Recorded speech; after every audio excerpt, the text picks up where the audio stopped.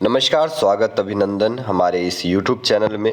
दोस्तों, ग्रामीण डाक सेवक और डाक विभाग की तमाम खबरें हम आप तक लेके आते हैं और इसी कड़ी में आज एक बहुत ही महत्वपूर्ण वीडियो आपके सामने मैं लेके आ रहा हूं और ये वीडियो में आपको वो तमाम सवाल के जवाब मिलेंगे जो कि आपके मन में होते हैं कि ग्रामीण डाक सेवकों को जीडीएस को ईएसआई ईपीएफ की बेनिफिट क्यों नहीं मिलती है और जितने सवाल हैं वो यहाँ पूछा गया है सीधा लोकसभा में। तो सबसे पहले मैं शुक्रिया अदा करना चाहूँगा जो लोकसभा के मेंबर ऑफ लोकसभा जो है एमएलए, उनका जो ये सवाल लोकसभा में उठाए हैं और इसका जवाब 10 मार्च 2021 को डिपार्टमेंट ऑफ कम्युनिकेशन के द्वारा भेजा गया है। तो दोस्तों यहाँ देख सकते हैं, government of India, ministry of communication, department of post, Lok Sabha, unstarred question number 2623 to be answered on 10th March 2021।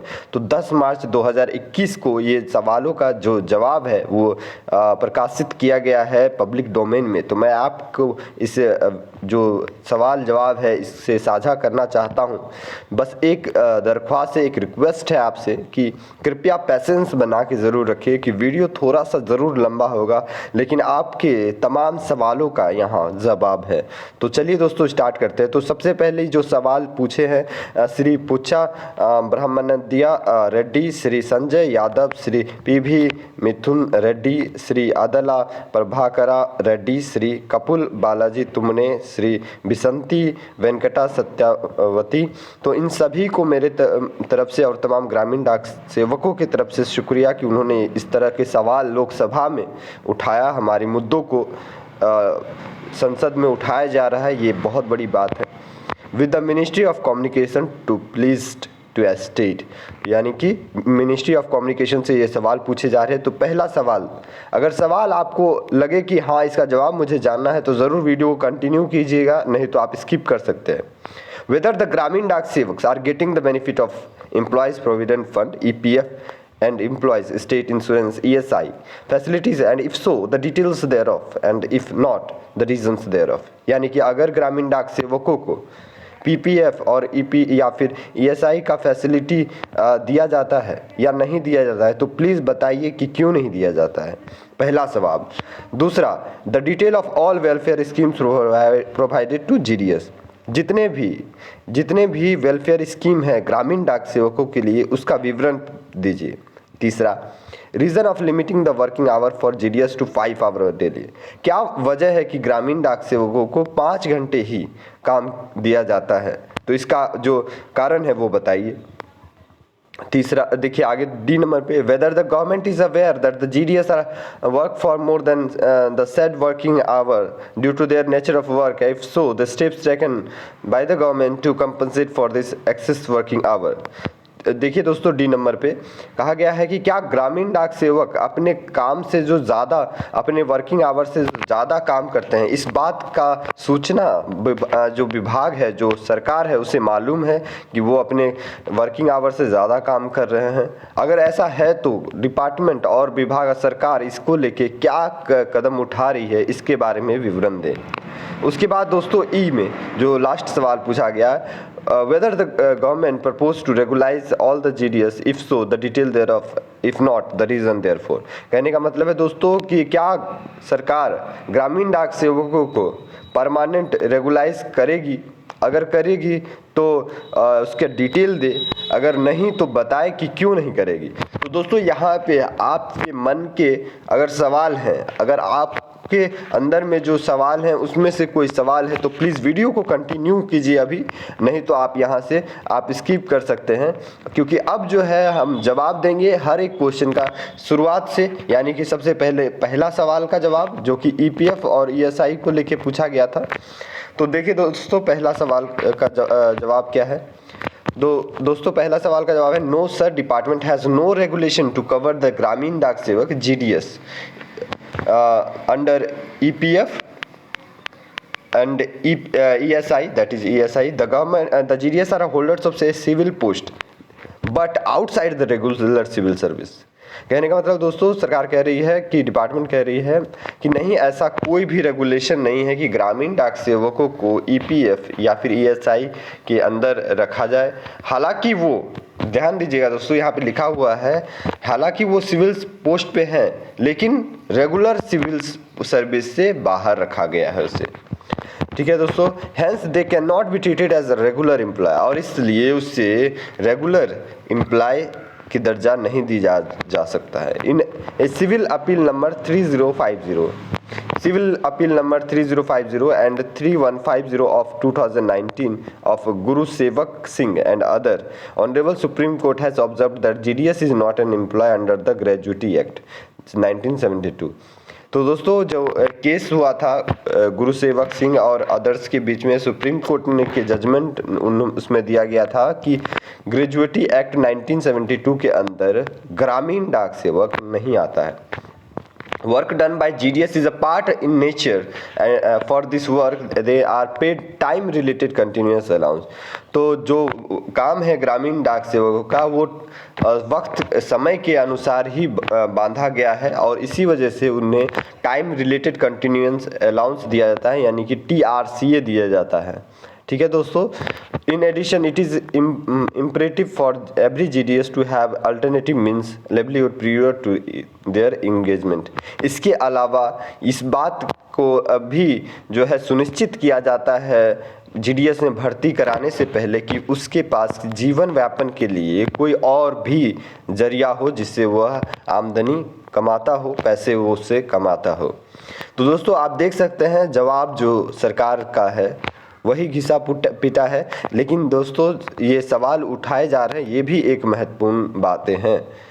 तो दोस्तों चलिए दूसरा सवाल जो है, तो दूसरा सवाल दोस्तों क्या था कि वेलफेयर स्कीम के बारे में। बी नंबर देखते हैं दोस्तों, welfare schemes provided to GDS। तो GDS को कौन कौन से वेलफेयर स्कीम प्रोवाइड किए जाते हैं, तो इसके लिए एनेक्सा 1 यहाँ पे दिया गया है, तो हम वो भी लास्ट में देखेंगे। अब सी देख लेते हैं, क्या वजह है कि GDS को 5 घंटे ही ड्यूटी दिया जाता है। माफ कीजिएगा। The maximum working hour for GDS has been restricted to 5 hours a day as the work of GDS is a part-time in nature. For this work, they are being paid TRCA. It is imperative for every GDS to have alternative means of livelihood before they are considered for engagement। तो दोस्तों वही बात यहाँ पे लिखी गई है कि जो GDS है उसे 5 घंटे ही के लिए रखा जाता है और यह उनका वक्त समय के अनुसार ही उनका जो है पैसे भी दिए जाते हैं, इसलिए उसे TRCA दिया जाता है, टाइम रिलेटेड कंटिन्यूस अलाउंस। और यह बात को सुनिश्चित किया जाता है ज्वाइनिंग से पहले कि उनके पास और भी जरिया हो कमाने के। चलिए डी नंबर का जवाब देखते हैं दोस्तों। Whether the government is aware that many GDS work for more than the said working hours due to their nature of work, if so steps taken by the government to compensate for the excessive work hour। तो क्या सरकार को मालूम है कि ग्रामीण डाक सेवक अपने वक्त 5 घंटे से ज़्यादा काम करती है, और ऐसा मालूम है तो वो सरकार क्या कर रही है उन्हें वो ज़्यादा जो काम कर रहे हैं उसके लिए। तो यहाँ पे देखिए दोस्तों, इसका जवाब आपको बहुत ही इंटरेस्टिंग लगेगा।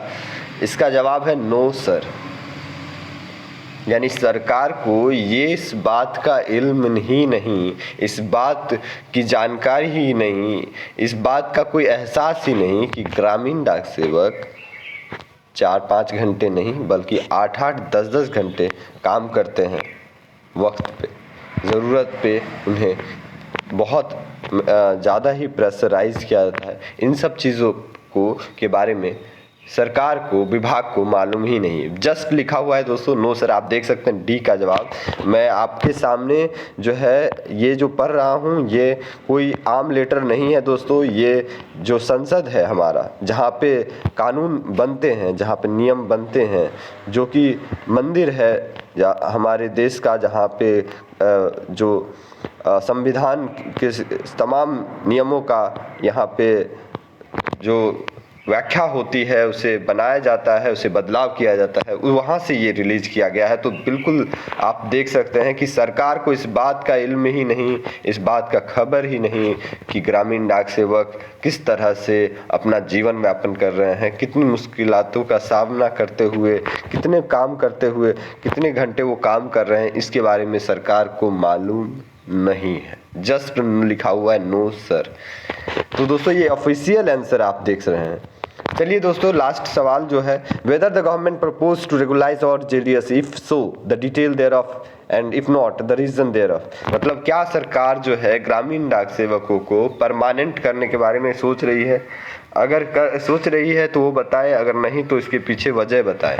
तो दोस्तों ई नंबर पे चलते हैं। दोस्तों ई नंबर पे देखिए, no sir the Gramin Dak Sevak work for a minimum of 4 hours and maximum of 4 hours, this was the part of nature and this work they are being paid TRC in addition. दोस्तों आप एक चीज नोटिस करेंगे कि ये जो लाइन है, the Grameen Dak Se work for a minimum of 4 hours and maximum 5 hours a day. This is a part of part-time in nature. For this work, they are being paid time-related continuous allowance. In addition, it is impressive for every GDS to have alternative means of livelihood for their engagement. ये हर जगह copy paste किया गया है, यानी कि इस बात को हर जगह लिखा गया है। इसका ये मतलब होता है दोस्तों कि यहाँ पे बस जो है एक ही बात को रिपीट किया जा रहा है, रिपीट पे रिपीट किया जा रहा है। उसके बाद दोस्तों फिर से वही, moreover the honourable supreme court in the judgement pronounced in 1977 held the Gramin Dak Sevak holder of civil post but they are. तो ये आप पूरा पैराग्राफ जो है पहले भी आपको मैंने बता दिया है। तो यहाँ पे जो है जो चीज़ें हैं वो बिल्कुल जो है आप देख सकते हैं, एक ही चीज़ को रिपीट किया जा रहा है बार बार। उसके बाद दोस्तों यहाँ पे देख सकते हैं प्रमोशनल एवेन्यूज़, ग्रामीण डाक सेवक के बारे में यहाँ बताया गया है कि क्या प्रमोशन के चांसेस है। Gramin Dak Sevak consideration of observation as multitasking staff in 50% of vacancies as seniority cum fitness basis and 25% by competitive exam. कहने का मतलब दोस्तों 50% जो है एमटीएस में ग्रामीण डाक सेवकों को लिया जाता है सीनियरिटी कम फिटनेस के बेसिस पे, 25% एग्जामिनेशन के बेसिस पे। उसके बाद सेकेंड नंबर पे Gramin Dak Sevak up to age 50 years considered as recruitment for 50% of vacancies of postman cadet and 25% of vacancies male guard cadet by way of competitive exam। तो दोस्तों 50 साल तक 50% वैकेंसी पोस्टमैन के लिए जीडीएस के लिए रिजर्व है, 25% वैकेंसी मेल गार्ड का भी कम्पिटिटिव एग्जाम के हिसाब से वो जीडीएस जा सकते हैं। तीसरा नंबर पे unfilled vacancy of postal assistant out of the promotion quotas are offer to Gramin Dak सेवक। तो जो भी जो है पोस्टल असिस्टेंट और के वैकेंसीज होते हैं उसे भी दिया जाता है क्वालिफिकेशन के बेसिस पे, एज के बेसिस पे। अगर वो एग्ज़ाम पास कर लेते हैं तो आप सभी जानते हैं जो पोस्टल असिस्टेंट और पीए और ऐसे का एग्ज़ाम होता है तो उसमें जो है जीडीएस को भी वैकेंसीज में भरने को दिया जाता है। तो ये 3 चीज़ें यहाँ पे लिखी हुई है दोस्तों कि किस तरह से विभाग में जीडीएस आगे बढ़ सकता है। ये लास्ट है दोस्तों, और यहाँ पे मैं आपको बहुत ही कहूँगा थोड़ा ज़रूर इस पे गौर करेंगे तो क्योंकि ये सारी चीज़ें आपके लिए है। फॉलोइंग वेलफेयर स्कीम्स के बारे में यहाँ पे बताया गया है जो कि सेकेंड नंबर पे पूछा गया था, इसलिए उसे लास्ट में एक पूरा का पूरा एक साथ दिया गया है। तो मैं आपसे दरख्वास्त करूँगा प्लीज़ ध्यान से इसे देखें क्योंकि ये आपके लिए है, बहुत इम्पॉर्टेंट है। Following welfare schemes are extended by government to GDS. तो ये सारे वेलफेयर स्कीम है जो जीडीएस को दिए जाते हैं। पहला मैं आपको दोस्तों बिल्कुल शॉर्ट में हिंदी में बता देता हूँ। सबसे पहला 10,000 रुपये फाइनेंशियल असिस्टेंट दिया जाता है अगर ड्यूटी के दौरान मृत्यु हो जाती है या कुछ घटना घट जाती है तो तुरंत खर्च के लिए जो है जीडीएस को 10,000 रुपये उसके परिवार को दिए जाते हैं। ठीक है दोस्तों। सेकेंड नंबर पे 1.5 लाख रुपये दिए जाते हैं अगर टेररिस्ट अटैक के वजह से या डकैती हो जाती है और उनकी मृत्यु हो जाती है ड्यूटी के आवर में। तीसरा 12,000 रुपये दिए जाते हैं जीडीएस को अगर वो किसी दंगे में उनकी मृत्यु हो जाती है या फिर किसी रॉबरी यानी कि चोरी की वजह से या टेररिस्ट के द्वारा उनका डेथ होती है और वो अगर ड्यूटी पे नहीं होते हैं। तो दोस्तों जब ड्यूटी पे रहते हैं तो 1.5 लाख का नहीं होने पे भी 12,000 रुपये उनकी सहायता किया जाता है उनके फैमिली को। 25,000 रुपये दिए जाते हैं जीडीएस को। आप देख सकते हैं 4 नंबर 25,000 असिस्टेंट दिया जाता है डेथ पे अगर उनकी एक्सीडेंट के दौरान मृत्यु हो जाती है किसी वजह से तो 25,000 रुपये उनके परिवार को दिए जाते हैं। 5वें नंबर पे दोस्तों 5,000 फ्यूनरल एक्सपेंस दिया जाता है जीडीएस को उनकी मृत्यु पे, यानी कि उनके फ्यूनरल के लिए 5,000 दिए जाते हैं। माफ़ कीजिएगा। 6ठे नंबर पे दोस्तों 20,000 रुपये financial assistance in case of major surgical operation in element like cancer, brain haemorrhage, kidney failure, transplant, heart surgery. तो बड़े बीमारी जैसे कि कैंसर या फिर किडनी फेलियर हो जाए, ट्रांसप्लांट करना पड़ जाए, हार्ट सर्जरी, दिल का कोई ऑपरेशन हो, तो 20,000 रुपये सरकार की तरफ से मदद यहाँ दी जाती है। तो दोस्तों ये सब चीज़ें आप ज़रूर ध्यान से देखें कि कब किसकी ज़रूरत क्या पड़ जाए, कोई नहीं जानता। भगवान ना करे कभी किसी को इस तरह की चीज़ें हों, लेकिन मालूम होने चाहिए कि सरकार आपके लिए क्या करती है, क्या मदद आपको मिल सकता है विभाग से। तो इसलिए प्लीज़ प्लीज़ 2 मिनट और ध्यान से ज़रूर देखें। मैं जानता हूँ ये पैसेंस थोड़ा सा मुश्किल है। 5,000 रुपीज़ दिए जाते हैं दोस्तों जीडीएस ड्यूटी पे अगर हॉस्पिटलाइज होते हैं, मोर देन 3 दिन से ज़्यादा अगर हॉस्पिटलाइज होते हैं तो उन्हें एक्सीडेंट हो जाए और 3 दिन से ज़्यादा अगर रहे हॉस्पिटल में तो 5,000 रुपये उन्हें जो है मदद दी जाती है। देखिए दोस्तों, अब 7वें नंबर पे 400 रुपया प्रति महीना यानी प्रति मास दिया जाता है और 200 रुपया दिया जाएगा अगर घर में इलाज चल रही है। 400 रुपया प्रति महीना दिया जाता है अगर हॉस्पिटल में इलाज चल रहा है, जैसे कि बीमारी हो, टीबी जैसा भारी बीमारी अगर हो जाए, और ये जो है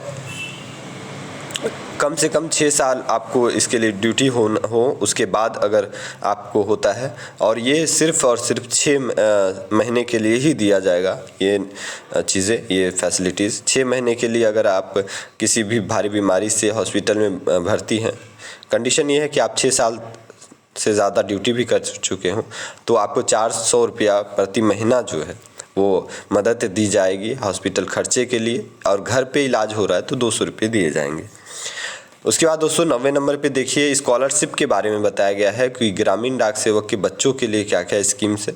1,000 रुपये प्रति मास महीने यानी कि हर महीने दिए जाएंगे अगर आपके बच्चे IIT, एम्स या IIM में पढ़ाई करते हैं।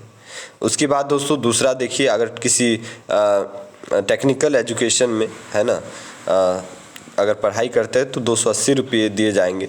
अदर देन IIT में के अलावा कोई प्राइवेट में है तो अगर उसमें डिग्री कोर्स है तो 280 नहीं तो 190 रुपये डिप्लोमा के केसेस में दिए जाएंगे। 10वें नंबर पे देखिए दोस्तों, नॉन टेक्निकल डिग्री के लिए 150 रुपया प्रति महीना दिया जाएगा, जैसे BA, BSc, BCom। Fine art के लिए एंड पर एनम जो है वो ITI के लिए 940 रुपये दिए जाएंगे 10वें नंबर पे। अब 11वें नंबर पे देखिए दोस्तों, incentive for excellence in academic achievement 10th और 12th है। तो 10वीं और 12वीं में अच्छा परफॉर्मेंस अगर आपके बच्चे का रहता है तो क्या मिलता है। अगर आपके सर्कल में वो फर्स्ट आता है तो 1,000 रुपये प्राइज़ के तौर पे दिया जाएगा, और 800 जब वो सेकेंड पोजीशन या और 700 थर्ड पोजीशन रहने पे दिया जाता है। 4th पे 600 और 500 5th पे, और 200 रुपया स्कॉलरशिप फिजिकल हैंडीकैप को दिया जाता है, जो कि बच्चे GDS के अगर हैंडीकैप हैं तो 8 साल के लिए उसे जो है ये कंडीशंस है उसको दिया जाता है। मैक्सिमम ऑफ 8 ईयर्स, तो ज़्यादा से ज़्यादा 8 साल तक उसे ये मदद दी जाती है। चलिए दोस्तों आगे बढ़ते हैं। यहाँ पे 13वें नंबर पे 5,000 रुपया financial assistance in case of nature of calamities like fire, flood. तो मान लीजिए कोई प्राकृतिक आपदा आ जाती है, तो वैसे परिस्थिति में जैसे कि बाढ़ या फिर आगजनी हो गई तो 5,000 रुपये सरकार की तरफ से ग्रामीण डाक सेवक और उसके परिवार को मदद दी जाती है। आगे दोस्तों देखिए 14वें नंबर पे 6,000 रुपये per annum children education allowance subject to maximum 2 children. तो 6,000 रुपये प्रत्येक बच्चे को पे दिया जाता है चिल्ड्रन एजुकेशन अलाउंस के तौर पे, और ज़्यादा से ज़्यादा 2 बच्चों के लिए ये दिया जा सकता है। तो यानी कि सालाना 12,000 रुपये चिल्ड्रन एजुकेशन फैसिलिटी अलाउंस जो है वो सरकार की तरफ से, विभाग की तरफ से तमाम ग्रामीण डाक सेवकों को उनके बच्चों के पढ़ाई के लिए दिया जा सकता है। वहीं अगर देखा जाए तो अब 15वें नंबर पे 20,000 रुपये दोस्तों फाइनेंशियल असिस्टेंस दिया जाएगा अगर कोविड-19 से कोई ग्रसित है, अगर उससे जूझ रहा है, किसी को अगर कोविड हो गया तो वैसे परिस्थिति में 20,000 रुपये उन्हें मदद सरकार विभाग करेगी। और अंत में दोस्तों देखिए 180 दिन की maternity leave for the female GDS. तो दोस्तों 180 दिन के लिए ग्रामीण डाक सेवक की जो महिलाएं हैं उनको प्रेगनेंसी के दौरान 180 दिन की छुट्टी जो है वो दी जाएगी। तो दोस्तों इसमें हम तमाम चीज़ों को डिस्कस किए, जितने भी फैसिलिटीज़ ग्रामीण डाक सेवकों को है, जो भी सवाल थे जो उठाए गए थे संसद में, वो सभी को मैं आप तक पहुंचाया, उन सभी के बारे में आप तक को बताया। तो उम्मीद करता हूं दोस्तों आपको ये वीडियो अच्छा लगा हो, थोड़ा बड़ा ज़रूर था, लेकिन आपके लिए मैं वो हर एक पॉइंट को जो है यहाँ पे हाईलाइट किया, उसे अच्छे से बताने की कोशिश की। फिर भी अगर मुझसे कोई चूक हुआ हो तो प्लीज़ हमें माफ़ कीजिएगा।